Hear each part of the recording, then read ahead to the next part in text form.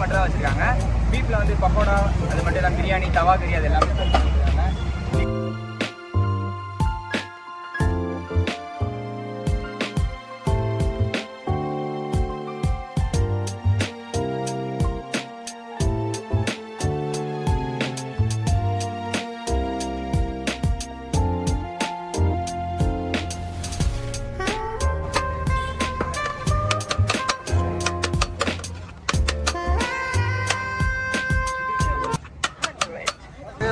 சாப்பாடு வந்து ட்ரை பண்ணி பாருங்க.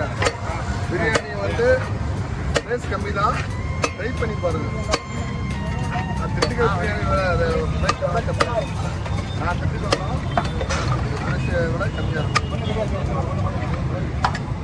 ஓகே, இப்போ வந்து நம்ம ராஜா அண்ணன் கிட்ட இருக்கோம். இந்த அண்ணன் வந்து